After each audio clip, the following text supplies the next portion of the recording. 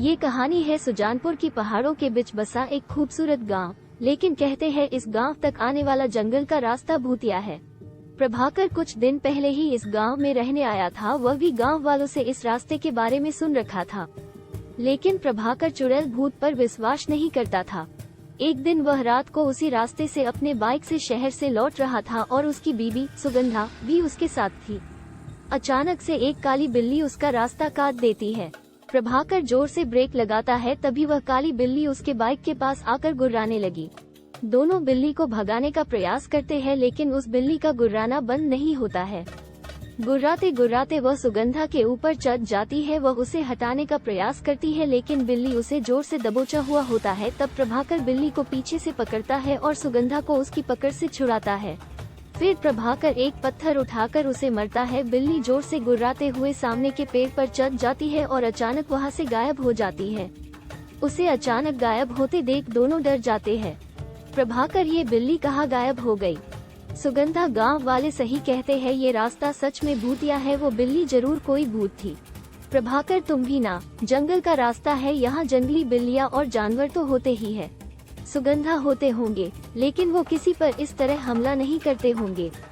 चलो चलो अब जल्दी निकलो यहाँ से, कहीं फिर से कोई जानवर ना आ जाए। प्रभाकर ने बाइक स्टार्ट किया, लेकिन जैसे ही बाइक की हेडलाइट जली उसे सड़क पर कई सारे गहने गिरे हुए दिखाई दिए और उसमें सोने के सिक्के भी थे। वह कुछ सोच पाता तभी उसे किसी औरत के रोने की आवाज आने लगी। सुगंधा, अब किसका इंतजार कर रहे हो? हम किसी मुसीबत में ना फंस जाए। वे दोनों घर लौट आए, लेकिन प्रभाकर के आंखों के सामने वो सोने के गहने और सिक्के अभी भी घूम रहे थे।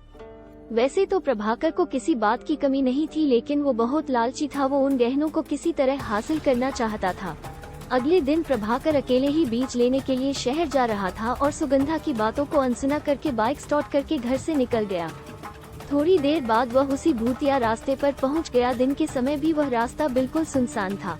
प्रभाकर अपनी बाइक से चला जा रहा था, तभी उसे रास्ते के किनारे पर एक सुंदर सी दुल्हन दिखाई दी जो रो रही थी।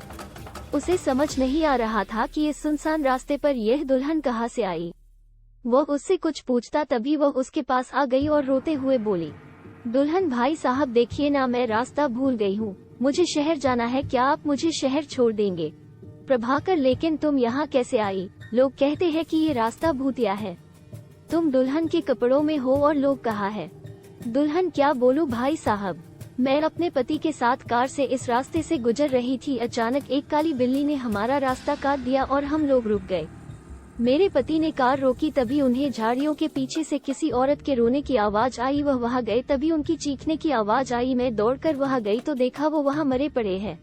प्रभाकर, तुम्हारा पति मर गया? दुल्हन, हाँ वो मर गए, उनकी लाश झाड़ियों के पीछे पड़ी है। आप प्लीज मेरी मदद करिए और मुझे शहर तक छोड़ दीजिए। बदले में मैं आपको ये सारे सोने के गहने के दूंगी और मेरे पास कुछ सोने के सिक्के भी हैं।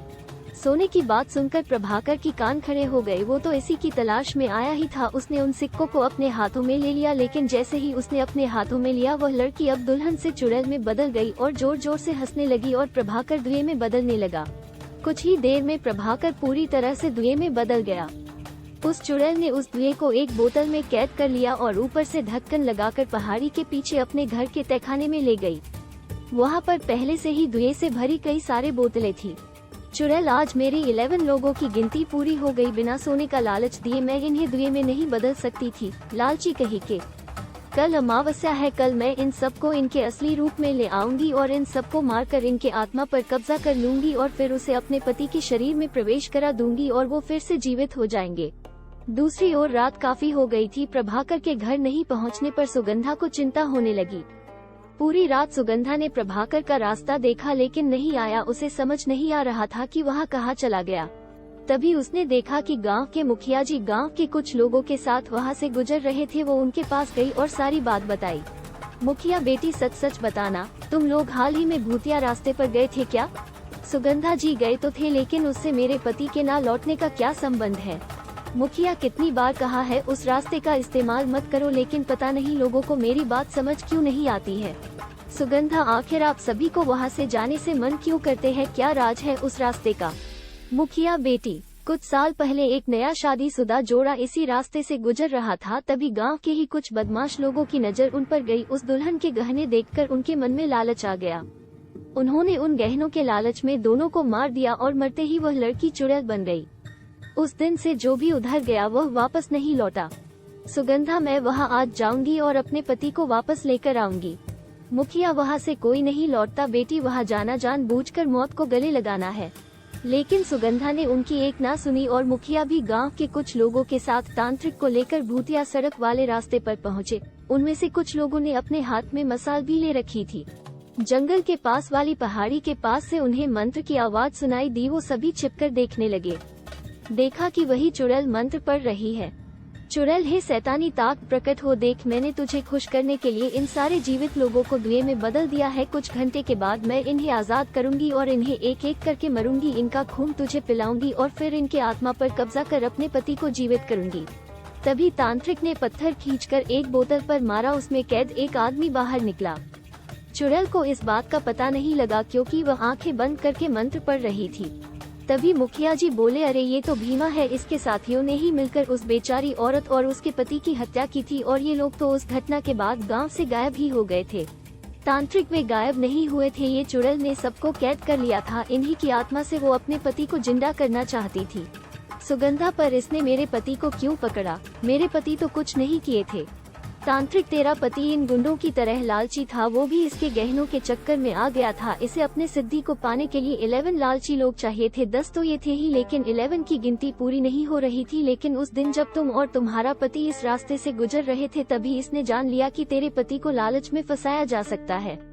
वो बातें कर ही रहे थे कि चुड़ैल अपनी आंखें खोली और अपने सामने फूटी बोतल देखकर गुस्से में भर गई। इतने में तांत्रिक ने कुछ मंत्र पढ़कर मसाल को उसके ऊपर फेंका, वो जलने लगी। इसी बीच तांत्रिक ने सारी बोतलों को पत्थर मारकर फोड़ दिया और उसमें से कैद सभी लोग बाहर निकल गए।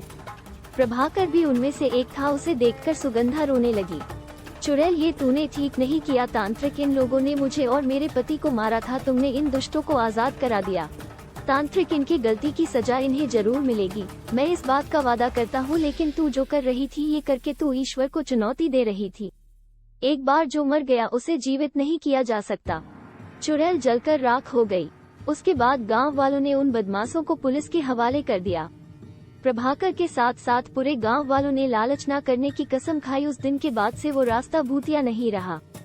चुड़ैल की आत्मा मुक्त ही गई।